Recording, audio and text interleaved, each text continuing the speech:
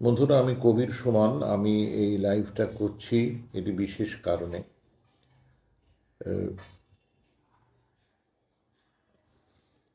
সুধীর চক্রবর্তী চলে গেলেন।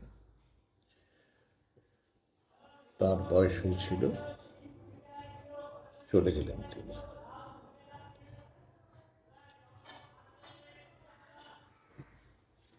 আমার মনে হলো আমার দু একটা কথা বলা দরকার।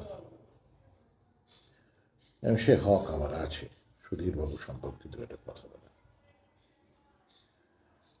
আমার মনে পড়ে, আমার জন্ম তো 49 সালে, আর আমার যৌবন কেটেছে 6-এর দশকের শেষ, না 6-এর দশকের মাঝামাঝি থেকে শেষের দিক ছোঁয়া মাঝামাঝি থেকে তারপর টানা 7-এর দশক। ওই সময় কিন্তু সুধীর চক্রবর্তীর কোনো বই আমার হাতে আসেনি, লেখাপত্র তেমন আসেনি। আমি যখন মার্কিন যুক্তরাষ্ট্রে ওয়াশিংটন ডিসিতে বাংলা বিভাগের চাকরি করছি, ইন্টারন্যাশনাল রেডিও ব্রডকাস্টারের 4-5 জনেরই মতো, তখন আনন্দবাজার পত্রিকাটা মাঝে মাঝে আসতো আমাদের বিভাগে, বাংলা বিভাগে। তো সেখানে একদিন সুধীর চক্রবর্তী মশায়ের একটি লেখা পড়লাম। মনে রাখবেন যে এটা বলা দরকার, আমি আমেরিকায় গিয়েছিলাম যত না সাংবাদিকতা করার তাগিদে, তার চেয়ে অনেক আসলে গিয়েছিলাম ইলেকট্রনিক যন্ত্র কিনব। কেন, তখন আমাদের একটা দল ছিল নাগরিক বলে। তা সেই দল ছিল, আমরা একসঙ্গে গান গাইতাম, কিন্তু কোনো যন্ত্র পেতাম না। জানেন, আমি বলছি আপনাকে, একদম 7-এর দশকের একদম শেষটা, সেই সময়তে আমি প্রথমবার জার্মানি থেকে ফিরে এই দলটা আমরা তৈরি করি কয়েকজন বন্ধু মিলে। কিন্তু সেই তো মানে মহা মুশকিল, যে লোক আমরা গাইছি, কানে সুর পাচ্ছে না কেউ। তো সেই সময়টা আর কি, তখন তো যন্ত্র এরকম অ্যাভেলেবেল ছিল না, ইলেকট্রনিক যন্ত্র। তা আমি এই পরীক্ষাটা আগেই দিয়ে রেখেছিলাম, তো চাকরিটা পেয়ে গেলাম পরীক্ষা দিয়ে। ফলে যখন অফারটা এলো, আমি ততদিনে আজকালে একটা চাকরি, আজকাল সবই তৈরি হয়েছে, আমি আজকালে ততদিনে একটা কাজ পেয়েছি, যদিও মাইনে পাচ্ছি না, কিন্তু কাজ করছি। গৌরকিশোর ঘোষ সম্পাদক, হামদি বে ছিলেন উপদেষ্টা। তা যাই হোক, তা আমার মূল জায়গাটা তো গান করতে হবে। এবার কী করে গান গাইব সকলে মিলে, কানে কেউ সুর পাচ্ছে না। তখন মাথায় খেলে গেল যে যদি আমি ইলেকট্রনিক যন্ত্র পাই, ঠিক। তা চলে গেলাম।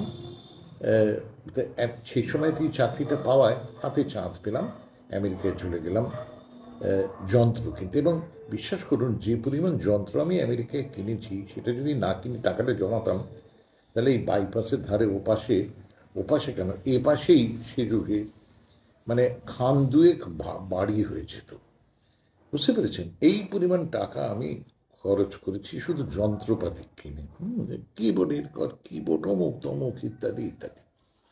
কাজে বাংলা গান, বাংলা আধুনিক গান তো কিন্তু সব আছে, সেই সঙ্গে শিখছিও আমেরিকাতে। তা যাই হোক, কাজী সুধীর চক্রবর্তী বাংলা আধুনিক গান সম্পর্কে লিখছেন, আদৌ কেউ এটা দেখে খুব উৎসাহ পেলাম। তাতে দেখলাম উনি লিখেছেন যে আধুনিক গানের কাছে বাঙালির আর কোনো প্রত্যাশা নেই, বা আধুনিক বাংলা গানের কাছে বাঙালির কোনো প্রত্যাশা আর নেই। খুব ঠিক মনে হলো, খুব ঠিক মনে হলো কথাটা।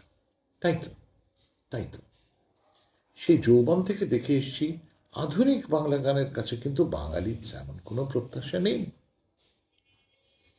জটিলেশ্বর মুখোপাধ্যায়ের মতো একজন প্রতিভা এসছেন, মধ্যবিত্ত শিক্ষিত বাঙালির, ইংরেজি শিক্ষিত, এবং 1961 সালে যারা রবীন্দ্র জন্ম উৎসব শতবর্ষ পালন করেছেন, এবং সেই তারপর থেকে শুধু রবীন্দ্রনাথই করে যাচ্ছেন। তারপর এসছে নজরুল তরঙ্গ, রবীন্দ্র নজরুল হচ্ছে, আর কারোর ব্যাপারে কোনো আগ্রহ নেই।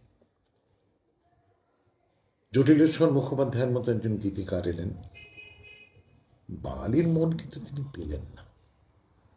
আমি সেই সময়ের কথা বলছি। আপনারা জেনে রাখুন, এই প্রত্যেকটা কথাই সুধীর চক্রবর্তীর প্রসঙ্গে কিন্তু কোথাও যেন একটা এসে পড়ে।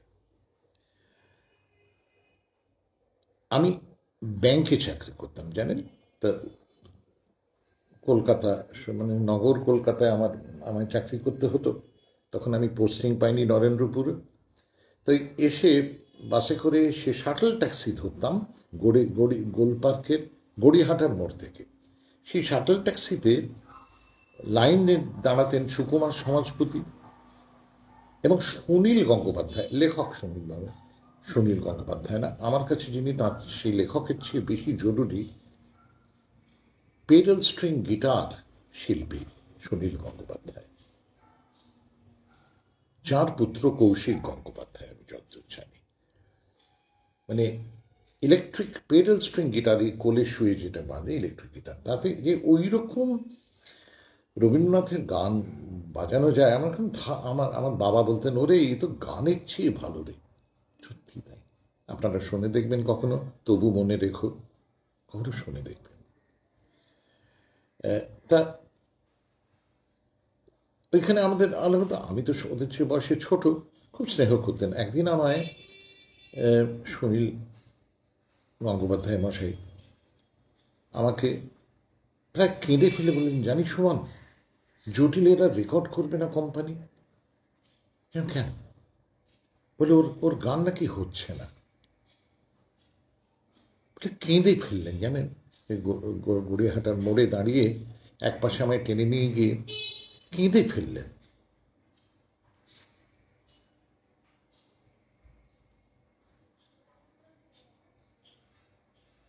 হ্যাঁ হৈমন্তী, নমস্কার নাও। হ্যাঁ হ্যাঁ, ঠিকই ঠিকই ঠিকই।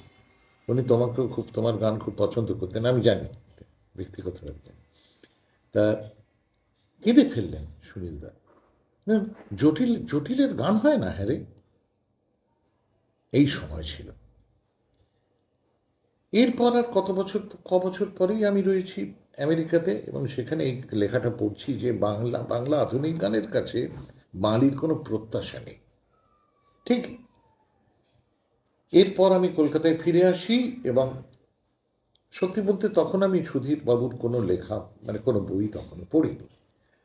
কলকাতায় ফিরে এসে এবারে তো তেড়ে কষে, আমেরিকার থেকে ফিরে এসে চেষ্টা করলাম, হলো না। আবার জার্মানি চলে গেলাম চাকরি নিয়ে, বাংলা বিভাগে সম্পাদকের চাকরি নিয়ে গেলাম, আবার ফিরে এলাম। এইবার একবার তেড়ে চেষ্টা করলাম গানের জগতে ঢোকার। এদিক ওদিক করে অনেক কিছু করে শেষকালে তোমাকে চাই অ্যালবামটি প্রকাশ পেল আমাদের। তখনও সারেগামা হয়নি, তখনও ওটা ছিল গ্রামোফোন কোম্পানি অফ ইন্ডিয়া, সেখান থেকে। এইটি প্রকাশ পাবার পর তারপরে এলো বসে আঁকো। পরপর দুটি প্রকাশ পাবার পর সুধীর বাবু আমার সঙ্গে পরিচয় করলেন, বুঝলেন। কিছু মনে করবেন না, আমার একটু চা খেয়ে নিচ্ছি সঙ্গে, কেমন। সুধীর বাবু নিজে আমার সঙ্গে আলাপ করলেন, একটা চিঠি দিয়ে। আমি তখন ভবানীপুরে থাকতাম একটা ভাড়া বাড়িতে। তো সেখানে সুধীরবাবু এলেন, এসে উনি বললেন যে ও, তার মধ্যে মনে রাখবেন, তার মধ্যে অনেক কিছু ঘটেছে।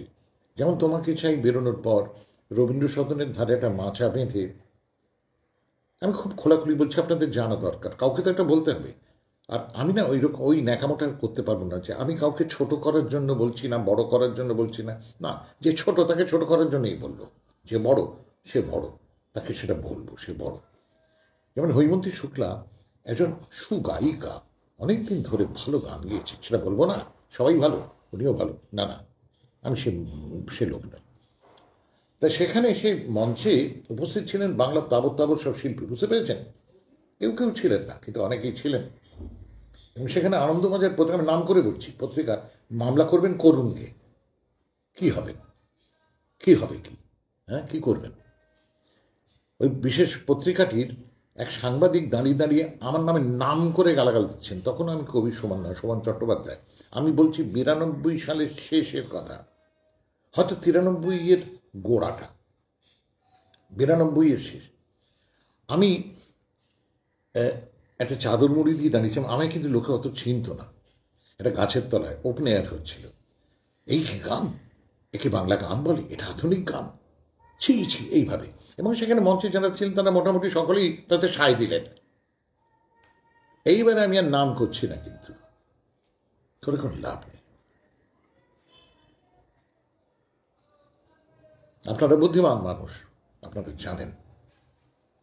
আর যারা খুব নবীন তারা জানেন না, তারা জেনে রাখুন, মঞ্চ মাচা বেঁধে আমার নামে নিন্দেবান্দা হচ্ছিল এবং আমার গান, এর গান বলে। এইরকম সময় সুধীর চক্রবর্তী মশাই একটা ছোট লেখা লেখেন, একটা পত্রিকা, সেটা আমি একজন এনে পড়ান। তাতে উনি লিখেছিলেন, সুমনের গান, কতদিন পরে বাঙালি আবার গানের শুশ্রূষা পেল, কতদিন পর বাঙালি আবার গানের শুশ্রূষা পেল। আমি এরকম কথা কোনদিন শুনিনি। গানের শুশ্রূষা সুধীর চক্রবর্তী মশাই লিখেছিলেন। এরপর তিনি একটা চিঠি লিখে আমাকে জানিয়ে আমার বাড়িতে সোজা চলে আসেন ভবানীপুরে। এসে আমাকে প্রস্তাব দেন যে, দেখুন, আমি না আমার লেখক হিসেবে একটু একটা পরিচিতি আছে, আমি পড়াই, আসলে শিক্ষকতা করি, পড়াই, আর একটু লিখি। আপনি কি আমার লেখা পড়েছেন? আগে না, তেমন না। না, সেটা পড়ার দরকারও নেই আপনার। যেটা ইন্টারেস্টিং সেটা হচ্ছে, আপনি এমন একটা জায়গায় গানকে নিয়ে গেছেন যেটা কোনোদিন যায়নি বাংলা আধুনিক গান। এইটা কেউ বলছে না, বলবেও না, আপনি সেটা খুব ভালো রকম জানেন। আপনি খুব একা। আপনাকে যারা ভালোবাসেন তারা ভালোবাসেন, তারা হইচই করছেন আপনার নামে টিকিট বিক্রি হচ্ছে, আপনার 2টি টাকা আসছে, তার বেশি কিন্তু কিছু না। সুমন, আমি ওকে সুধীর বাবু বলতাম, উনি আমায় সুমন বলতেন, প্রথমে সুমন বাবু, তবে সুমন, তার বেশি কিন্তু না। কোনোদিনই কোনো মূল্যায়ন কারুর হয়নি, আপনারও হচ্ছে না এবং হবেও না কোনোদিন। এবারে বলি আমি কি আসলে, আগে আমি না খুব ভালো প্রকাশক, জানেন। আমার একটা লেখক হিসেবে নাম আছে, আমি ছাত্র পড়াই।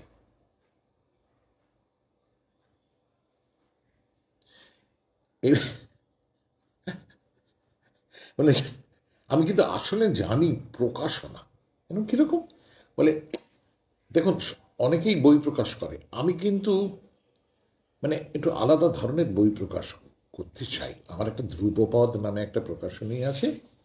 আপনি যদি একটু অনুমতি করেন, আমি আপনার একটা বই ছাপাতে চাই। এমনি লিখতে হবে না, বই লিখবো না, না না, বই না। আপনার এই যে গানগুলো, এরকম গান তো কোনোদিন হয়নি সুমন, কোনোদিন এরকম হয়নি। আমি আপনাকে বলছি, এটা মুখ দিয়ে বের করতে বুক ফেটে যাবে বাঙালির। তারা এই স্বর্ণযুগ রৌপ্যযুগ নিয়ে পড়ে থাকবেন।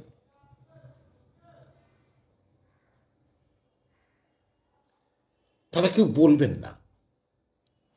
আপনি সব পাল্টে দিয়েছেন এবং তিনি সৃষ্টি করে সব পাল্টে দিয়ে আসুন না। আপনি নতুন জায়গা, যেখানে আগাছি ছিল, যুগ যুগের আগাছা, একঘেয়েমে, ওই চূড়ান্ত একঘেয়েমি, সেইখানে আপনি নতুন ফুল ফুটিয়ে দিয়েছেন, গাছ পুঁতে দিয়েছেন।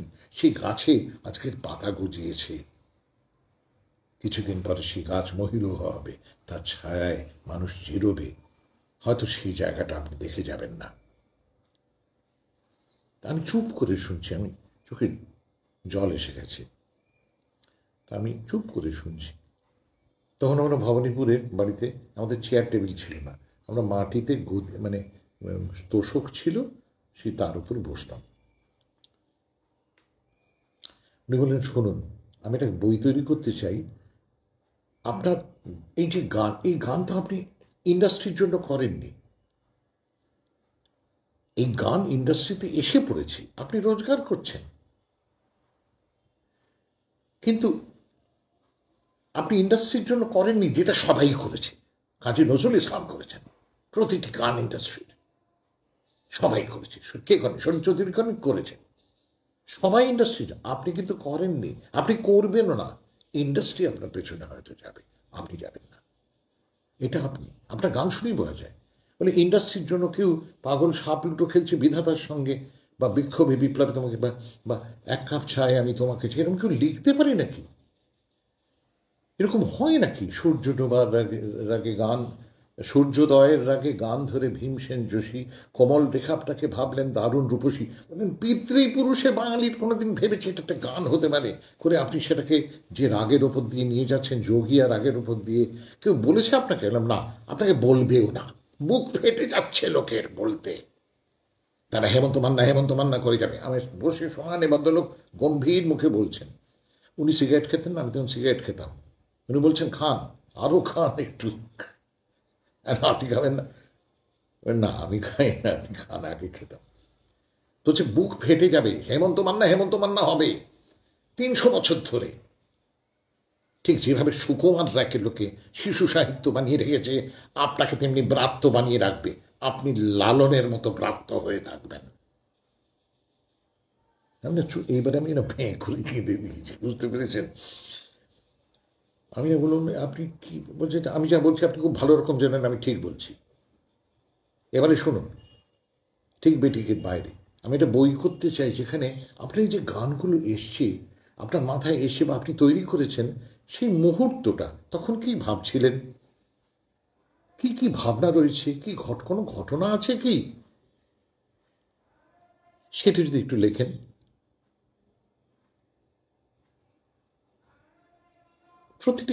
প্রত্যেকটা গান তো একটা আলাদা অভিজ্ঞতা। এ তো কোনোদিন বাংলায় হয়নি।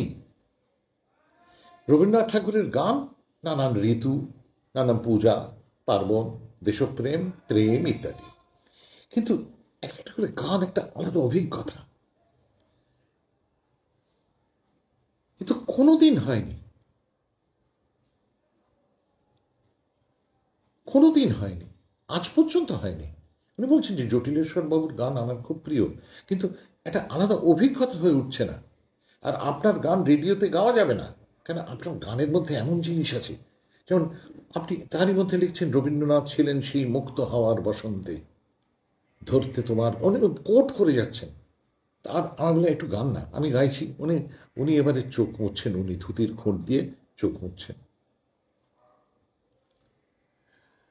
তা আমায় বললেন এইটা কামাই করতে দিন। আমি কিরম করবো জানেন? আপনি দেখবেন আপনার না খারাপ লাগবে না। একটা আমি না লম্বা করবো, বইটা লম্বাটে হবে, এরকম ফ্ল্যাট না, এরকম না, বইটা এরম হবে। এইভাবে তুললে অবলং যাকে বলে ইংরেজি। আমায় বললেন বইয়ের একটা নাম আমি ঠিক করেছি, আপত্তি থাকলে বলুন। বইয়ের নাম হবে সুমনের গান, সুমনের ভাষ্য। একটা গানের ভাষ্য। মানে ইতিহাসে, বিশ্বের ইতিহাসে এই কাজটা হয়নি। এই কাজটা গবেষকরা পরে করছেন কোথাও কোথাও, কখনো কখনো, কিন্তু যিনি গীতিকার সুরকার তিনি নিজেই করছেন। এই ঘটনাটা ঘটেনি, কেন? ঘটানোর মতো কোনো লোক ছিল না। সুমন, আপনি প্রথম সেই লোক যাকে দিয়ে এই ঘটনাটা ঘটানো যায়। আমি হতে চাই সেই প্রকাশক, সেই গর্বটা আমার হোক। আপনি দেখবেন কি সুন্দর হবে দেখতে বইটা। তো ওর একজন প্রিয় ফটোগ্রাফার ছিলেন, তাকে দিয়ে উনি বললেন চলুন আমরা 3 জনে মিলে যাই গড়ের মাঠে, ওইখানে বসে আপনি একটা সুন্দর ছবি তুলুন। তো সেই ছবি তুলেছেন, খুব সুন্দর ছবি, সত্যি খুব সুন্দর হয়েছিল। বইটা তো অদ্ভুত বই, আশ্চর্য। বিক্রি হয়ে গিয়েছিল তখন তো, মানে ইয়েতে বইমেলায় বিক্রি হয়ে গেল। তা এবং আমায় বললেন জানেন তো সব প্রকাশক ঠকায়, সব প্রকাশক কিন্তু খুব খারাপ, এমনকি আমিও। আমি আপাতত আপনাকে একটা অগ্রিম টাকা দিচ্ছি, এরপর যে কবে দেবো কোনো ঠিক নেই। সব প্রকাশক কিন্তু এইরকম, খুব মজার লোক জানেন। তা বইটা তৈরি হলো, সত্যি একটা ছাপার ভুল নেই, একটা মুদ্রণ প্রমাদ নেই। মানে সুধীরবাবু যে কত বড় প্রকাশক এবং কি শিল্পী, ও মনটা, লোকে এখন কত যে রিপের চোটে আর তো পারি না। বোধহয় 80 বছর বয়স হয়েছিল। আমার বাবা 81-তে মারা গেছেন, আমার 72, 81-82-তে আমার বাবা জ্যাঠা সবাই মারা গেছে। সে আর তো পারি না, আর কিছুতে নেই। তার চেয়ে একটু মানুষটির বইগুলো পড়ুন, ওর কাজকর্ম নিয়ে একটু ভাবুন না। ওরে আর তো পারি না, বুক তো ফেটে গেল রে, আর কত নেব, ওরে 2020 আর কত দিবি, আর কত নিবি আমাদের, এইসব নাটক না করে ফেসবুকে তার চেয়ে বইটা পড়ুন না, ওর কিছু বই পড়ুন, লালনের উপর লেখা বইটা পড়ুন, তিতুমিরের উপর লেখা বইটা পড়ুন, একটু পড়ুন না, ওর প্রবন্ধগুলো একটু পড়ুন না। বলছি আপনাদের, কেমন এবারে গালাগাল দিন আমার নামে, কেমন মমতা দালাল ফাল এসব বলে গালাগাল দিন, কেমন মুসলমান এসব বললো। এবারে শুনুন, এই আমার সঙ্গে ব্যাপারটা শুরু হল, সুমনের গান, সুমনের ভাষণের মধ্যে দিয়ে, মানে এইবারে একদিন উনি এলেন কি, তখন ঘন ঘন আসেন, এসে বললেন শুনুন, এই তো আপনি তো ভবানীপুর সেন্ট্রাল জায়গায় থাকেন, আমার এখানে আজকাল না কিছুদিন একটা কাজের জন্য আসতে হবে, তো শনিবার আমি দুপুরবেলা আপনার এখানে খাবো, আমার না ভদ্রলোকে এমনিতেই ভালো লাগতে পারে না, আমি ভালোবেসে ফেললাম। উনি সোজা বলেন, আমি না এখন থেকে শনিবার দুপুরে আপনার এখানে খাবো, আপনি না থাকলেও বাড়িতে বলে যাবেন আমার যেন আমার খাবার যেন থাকে। কেন, কি খাবেন দাদা? বলে ভাত ডাল তরকারি, মাছ কি আপনারা খান? কেন মাঝে মাঝে খাই, তাহলে দেবেন এক টুকরো, যদি আপনাদের কম না পড়ে। ঠিক এইভাবে, আর গম্ভীর, মানে কোনো হাসি ঠাট্টা নেই, কিন্তু মুখটা ফোলা ফোলা গম্ভীর। তা এরম দাদা কোনো বলে আমার 3 মাসের একটা বরাদ্দ হলেই হয়। কেন 3 মাস কেন, আপনি আপন মনে খেয়ে যান, আমাদের খুব ভালো লাগবে। বলে আপনি কিন্তু বাড়িতে বলে যাবেন, আপনি হয়তো থাকবেন না, আপনি ব্যস্ত মানুষ, তা এরম ঠিক ভাববেন না। তা শনিবার আমরা দুজনে একসঙ্গে খেতাম, তা সেই সময় অনেক গল্প হতো। তারপর আমাদের এই যে পার্টিতে থাকতো, এই যে গদি পাতা, ওইখানে উনি শুয়ে পড়তেন, আমিও শুয়ে পড়তাম। একটা জিনিস খেয়াল করতাম, উনি ধুতি পাঞ্জাবি পরতেন, উনি শুচ্ছেন বসছেন কতই করছেন, ধুতির একটু এদিক ওদিক হচ্ছে না। তাই বললাম, দাদা আমিও না ধুতি পরতাম, কিন্তু আমার ধুতিটা কিরম জানি হয়ে যায়, মানে বলে ওটা আপনার মানে আপনাকে একটু অভ্যেস করতে হবে। তো যাই হোক, তো সেই সময় উনি অনেক কথা বলতেন। একটা উনি বলেছিলেন, সুমন আপনি ক্রমশ একা হয়ে যাবেন।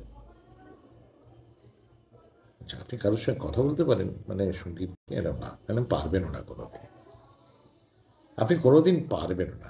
আপনাকে লোকে নির্জলা প্রশস্তি শুনবেন, আর নয়তো নির্জলা গালমন্দ শুনবেন। আপনি শুনছেন সেটা না?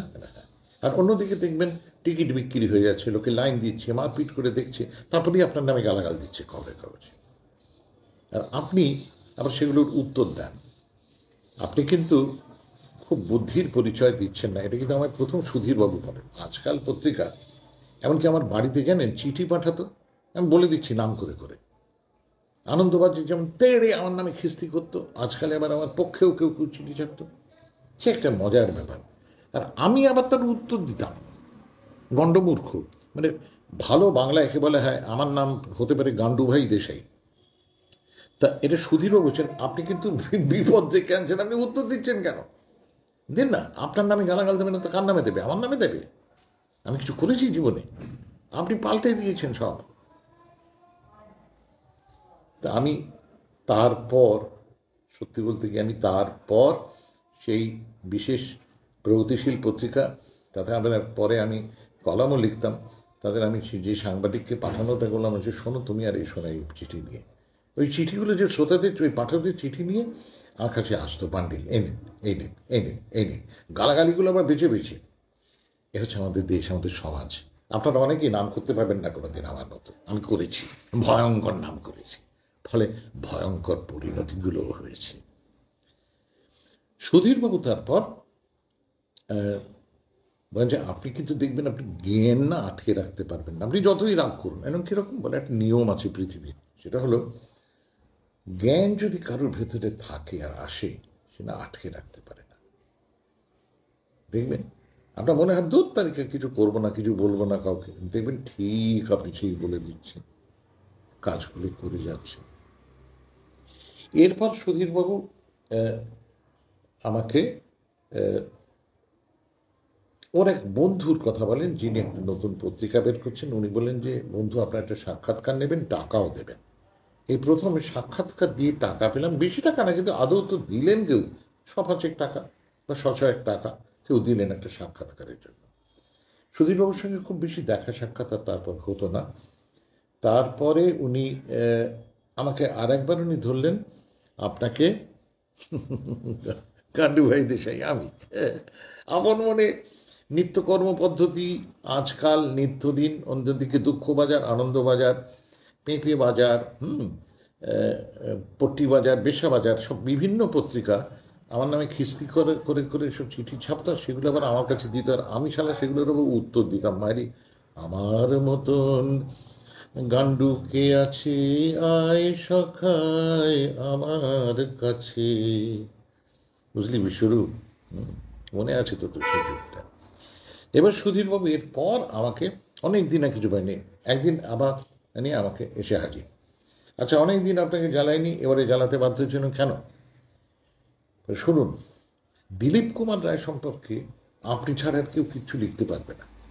এরকম কী করে জানলেন? বলে আপনি বাংলা গানে মাস্টার, আপনি একদম স্যান্ডো, বাংলা আধুনিক গানের স্যান্ডো আপনি আগেকার ভাষায় বলতে।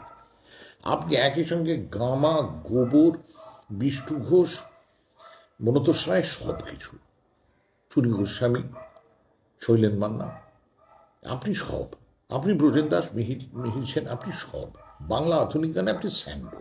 কিন্তু আপনি সমাজটাকে চিনেন না একদম।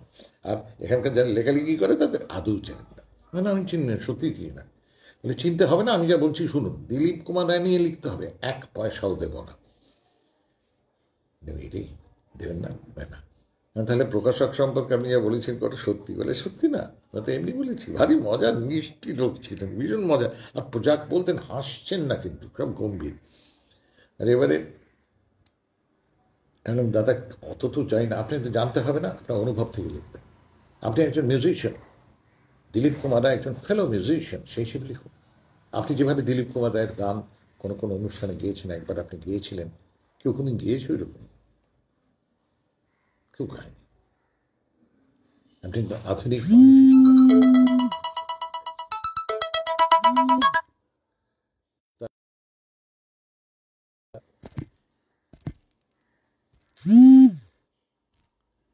হ্যাঁ, সরি, একটা ফোন এসেছিল, কেটে গিয়েছিল, আমি জানিও না, আমি এবারে রিজিউম করছি। আশা করি আপনারা শুনতে এবং দেখতে পাচ্ছেন তো? একটু জানান দেবেন, দেখতে এবং শুনতে পাচ্ছেন তো? মাঝে একটা ক্যাচ কাট হয়েছিল, বুঝতে পারছি না। আচ্ছা, তা করুন, ভগবান ভালো থাকুন, যেখানেই থাকুন তিনি। হরশঙ্কর ভাই, মাঝে আমার এটা কেটে গিয়েছিল, এখন শোনা যাচ্ছে তো? দেখা যাচ্ছে? ঠিক আছে, এখন প্রবুদ্ধ বলছেন ঠিক আছে। উনি এই যে কথাটা যে আপনি একজন মিউজিশিয়ান, একজন ফেলো মিউজিশিয়ান, আর তো কেউ নেই। দিলীপ কুমার রায় সম্পর্কে এবারে উনি নামগুলো এক এক করে তাহলে বলি, আনন্দার মশাই বলি তাহলে। আচ্ছা, ধরুন অতীতে যারা ছিলেন, বলি কে? আপনি নাম করুন না, চলুন দুজনে মিলে, আমি তো আপনার একটা বড় ভাই, আমি দুজনে মিলে প্ল্যান শিট করে নামাই। কাকে ডাকবেন? কাকে ডাকবেন? কে? ঠিক, তা আমি একটা দিলীপ কুমার রায়ের উপর একটা লিখলাম। তা এরপর, আর উনি তো গেছো দাদার মতো, উনি বলতেন গেছো দাদা, হঠাৎ দেখবেন আমি হারিয়ে গেছি সমান। তাতে অবশ্য আপনার কিছু আসবে যাবে না আমি জানি, কিন্তু আমি থেকে থেকেই হারিয়ে যাব। আর যদি কখনো আপনার কৃষ্ণনগর ওইখানে আসেন, তাহলে একবার আমার বাড়িতে ঢু মারবেন। একবার গাইতে গেলাম, ঢুও মেরেছিলাম সত্যি। আচ্ছা, এরপর এসে এই রে, 1 মিনিট, এই আনো, এই দেখো তো ওই জন্য একটা পার্সেল এসছে, একটু তুমি জানলা দিয়ে না, এই বারান্দা দিয়ে মুখ বাড়াও, কারণ উনি ফোন করছেন, আমি ফোন ধরবো না। 1 মিনিট, একটা ফোন এসছে।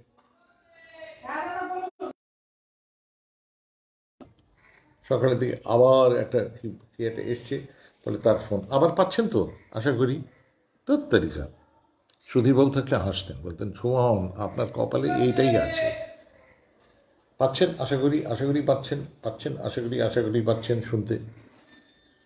আমার কিন্তু আহামরি কোনো দুঃখ নেই, সুধীরবাবু চলে গেছেন, আমি একটু আগে যেতে পারলে বাঁচি। উনি অনেক কাজ করে গেছেন, দুঃখের কিছু নেই, মানুষ সময় চলে যায়, উনি সময় গেছেন, যাক শুনতে পাচ্ছেন, রূপ শুনতে পাচ্ছ, ঠিক আছে শর্মী, থ্যাংক ইউ।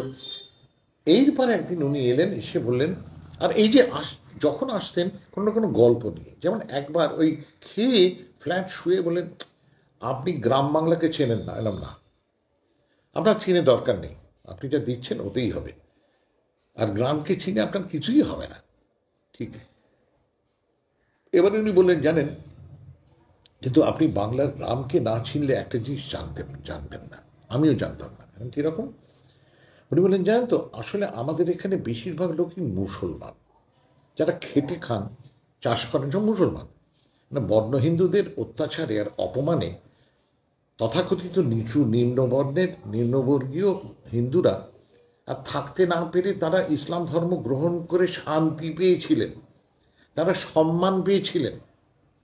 ইসলাম তাদের পরিচয় দিয়েছিল, সম্মান দিয়েছিল, ভ্রাতৃত্ব দিয়েছিল। তারা সবাই মুসলমান, হিন্দু খুব কম। অন্য কোনো জায়গায় হিন্দু বেশি, কিন্তু বেশিরভাগ জায়গায় যেখানে মানুষ খাটছে, মুসলমান। তা আমি চুপচাপ শুনছি। হয়েছে কি জানেন সুমন, এরই মাঝখানে একটা মিশ্র জায়গা, যেমন ধরুন প্রত্যেকটা বড় একটা গ্রাম না হলেও দুটো গ্রামে একটা করে পুরুত ঠাকুর আছে, পুরুত পরিবার। একটা পুরুত তো থাকতে হবে, ঠিক? তা যেমন কাজী সাহেব এটা থাকতে হবে, তিনি পুরুত ঠাকুরও থাকতে হবে, ঠিক? এবারে এইভাবে মুসলমানদের গ্রামেও, মুসলমানদের এলাকাতেও কয়েক ঘর করে হিন্দু থাকে, এটা ঠিক? এবারে এই হিন্দুরা কিন্তু খুব অসহায়। মানে ধরুন বয়স হয়ে গেছে, ছেলে মেয়ে দূরে, মেয়ে বিয়ে হয়ে গেছে কোথায়, ছেলে দূরে চাকরি করে, এবারে তার সেই বাপের তো প্রাণ গেল, বাবা মারা গেলেন, এবার তাকে শ্মশানে নিয়ে যাবার লোক নেই, হিন্দু তো নেই, কেন তার বাড়ির লোকেরা সব দূরে চলে গেছেন, মারা গেছেন। এই মুসলমানরা হিন্দুদের, এই মৃত হিন্দুদের সৎকার করেন। এটা আপনি নিজের চোখে যদি দেখতেন আপনার খুব ভালো লাগতো। আমি এগুলো দেখেছি। তা আমি বললাম, আমি তো জানি না, এই জানলেন আমার কাছ থেকে, আমি এর উপর একটু একটু লেখালেখি করেছি। মজার কথা কি জানেন, উল্লেখযোগ্য, উল্টোটা কিন্তু হয়নি। কিরকম? মানে হিন্দু ভাই মারা গেল, মুসলমান ভাইরা গ্রামের তাকে তারা বলহরি হরিবোল করতে করতে শ্মশানে নিয়ে গেলেন, এটা আছে। কিন্তু কোনো মুসলমান ভাই মারা গেলেন, হিন্দু ভাইরা তাকে কবর দেওয়ার জন্য নিয়ে গেলেন, এটার সমান আমি জানি না। আছে হয়তো, আমি জানি না। কিন্তু মুসলমানরা মৃত হিন্দু প্রতিবেশীকে নিয়ে যাচ্ছেন, এটা কিন্তু দেখেছি আমি। এরকম নানান গল্প। একদিন উনি বললেন, একটা গান আপনাকে লিখতে হবে। কিরকম? বলে একটা গ্রাম আছে, সেখানে হত দরিদ্র মানুষ থাকে। এখন কোথায়? বলে বাঁকড়ো বা পুরুলিয়া, এরকম জায়গা। তো এখানে খুব গরিব মানুষ, জানেন। তা সেই হত দরিদ্র মানুষগুলি এত গরিব, কিন্তু তারই মধ্যে মানে এত গরিব যে সেখানে ভাত কোনো রকমে হয়, জোটে। আর এই পুকুর থেকে শাক, গেঁড়ি গুগলি তুলে সেদ্ধ করে খায় মানুষ, অনেক সময় কাঁচা খায়, ইট দিয়ে ভেঙে। আপনি দেখেছেন এইসব? যাক, দেখিনি, আমি ঘুরেছি। আপনি আর এখন পারবেন না, আপনি নাম করে গেছেন, আপনি পারবেন না, পুলিশে লাগবে আপনার পেছনে। তা এইরকম একটি গ্রাম, সেখানে একটা রীতি আছে যে সব পরিবার 1 মাসে না হোক 2 মাসে একবার বা 3 মাসে একবার বাকি সকলকে ডেকে খাওয়ায়। ওই ভাত যা জোটে, ভাত। আবার কেউ কেউ সঙ্গে কিছু নিয়ে আসে, কেউ হয়তো একটুখানি ডাল করে নিয়ে এলো, কেউ একটুখানি হয়তো ছোট্ট করে তরকারি নিয়ে এলো, কেউ কুচো মাছ ধরে তার একটা ছেঁচড়া বানিয়ে নিয়ে এলো, কেউ 4টে গেঁড়ি গুগলি নিয়ে এলো, কেউ পুকুর থেকে শাক তুলে আনলো। এইটা আমাদের বাংলা সমান। আমরা তো বড় লোক না। আমি চুপ করে শুনছি, আর উনি বলে যাচ্ছেন। এবারে উনি উঠে বসে বলছেন, আমি উঠে বসে শুনছি। সুমন, গান আপনার। কি গান? শুনুন। এই যে পরিবার খাওয়ায়, যে হোস্ট, যিনি, যার আমন্ত্রণে সবাই এসছেন, সেই বাড়ির বড় বউ কিন্তু খাবেন না। প্রতিবেশীদের, গ্রামবাসীদের খাওয়া হয়ে গেল, আর এবারে পাড়ার কুকুর, গরু, তাদের খাওয়ানো হবে, বড় বউ তাতে নেতৃত্ব দেবেন। সবার খাওয়া হয়ে গেল প্রাণীদের। এবারে বড় বউ খাচ্ছেন না, একটা শাল পাতার একটা ছোট থালা বানিয়ে, সবাই শাল পাতায় খায়, শাল পাতায় করে বড় বউ কিছু ডাল, কিছু ভাত, কিছু গেঁড়ি, কিছু শাক নিয়ে একটা মাঠে গিয়ে বসবেন। জানেন যেন, মানে মাঠে বসে কি করবেন বলুন তো? কি, সবার তো খাওয়া হয়ে গেছে, যেন ঠিক, যেন তাহলে সুমন, কেউ কেউ কিন্তু খায়নি, অন্তত তাদের ডাকা হয়নি। কিরকম? সুধীরবাবু বলছেন এটা। এবারে এই সুধীর চক্রবর্তী খুব বেশি লোক চেনেন না। এখন তো আবার একটু ভালো লোক হতে গেলেই বামপন্থী হতে হয়, মানে উল্কিতে চে গেভারার ছবি আছে কিনা, বাম উল্কিতে পরস্পরকে চেনাই সব। আমি জানি না উনি কি পন্থী ছিলেন। তা কি হয়, তা বলে ওই বড় বউ এবার কি করে জানেন? আকাশকে ডাকেন, হাওয়াকে ডাকেন, ওই খোলা জায়গায় বসে গাছগুলোকে ডাকেন, আকাশে মেঘ থাকলে আকাশের মেঘকে ডাকেন, তারপর রংকে ডাকেন, সুমন, রং, সবুজকে ডাকেন, আকাশের নীলকে ডাকেন, ধূসর মেঘকে ডাকেন। এলাম এই ভাষায়, মানে মোটামুটি কাছাকাছি ভাষায় সমান। তারপর জলকে ডাকেন, পানিকে ডাকেন, পানি আয়, খাবি আয়। কোথাও হয়তো দূরে একটু ক্ষীণ একটা ধারা, একটা নদীর ক্ষীণ ধারা বই চলেছে। বৈশাখের শীর্ণ নদী, ভরা স্রোতের দান না পায় যদি। সেই বৈশাখের শীর্ণ নদীর ক্ষীণ ধারা, তাকে ডাকেন ওই বড় বউ, এসো খাবে এসো। এই বলছি, আমার গায়ে কাঁটা দেখছি। সুধীরবাবু, এই সুধীরবাবুকে চেনেন? আমি হয়তো অন্য সুধীরবাবুকে চিনি না, আমি এই সুধীরবাবুকে চিনতাম, এখনো চিনি। এবং তারপর মানে এরপর সুমন, মানে সুমনের দাম, যেভাবে আপনি সঞ্জীব পুরোহিত করেছেন, যেভাবে আপনি পাপড়ি দিয়ে করেছেন, যেভাবে পাগল করেছেন, যেভাবে আপনি সব করেছেন, যেভাবে আপনি অনিতা দেওয়ান ক্ষমা করে লিখেছেন, ঠিক সেইভাবে একটা গান কি হবে, আমি চেষ্টা করবো দাদা। খুব শক্ত আমি জানি, দেখুন না, আমি চেষ্টা করেছি, সফল হয়নি, কিন্তু আরম্ভ করেছিলাম।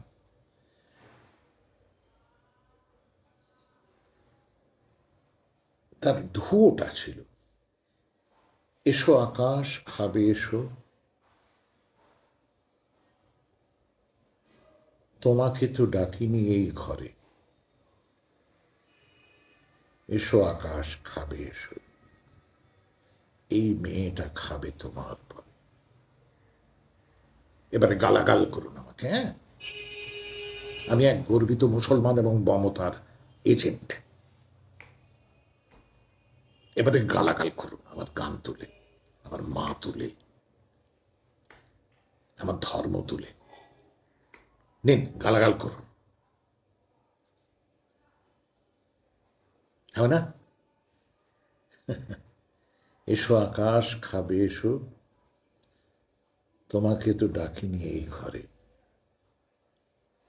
আমার হয়তো দু একটা জায়গায় একটু মিস করে গেছি, কিন্তু এইরকম মোটামুটি, এসো আকাশ খাবে এসো, এই মেয়েটা খাবে তোমার পরে।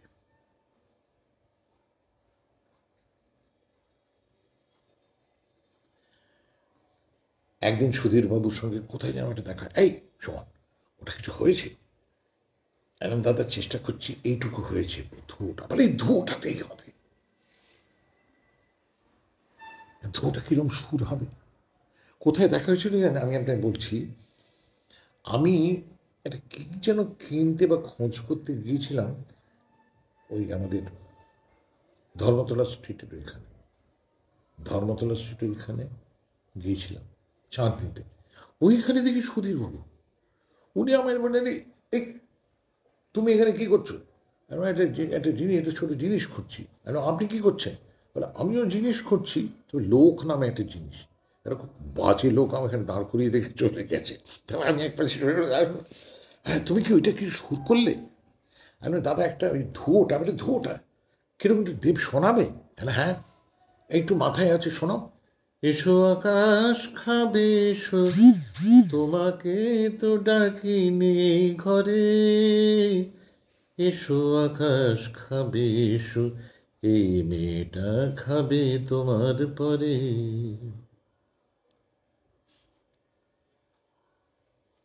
ওই চাঁদনিতে মানে একটা কি তো সিনেমা হলটার আছে, ওইখানে দাঁড়িয়ে বোধহয় জ্যোতি নাকি এক পাশে দাঁড়িয়ে সুধীরবাবুকে এটা শুনিয়েছিল।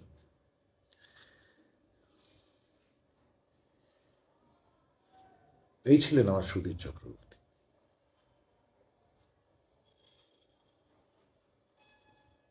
আমার মনে হয় রিপ রিপ চলবে, আর কি কি চলবে ঠিক জানি না, আর কি কি চলবে জানি না। এবারে চালিয়ে যান, নিন আরম্ভ করুন।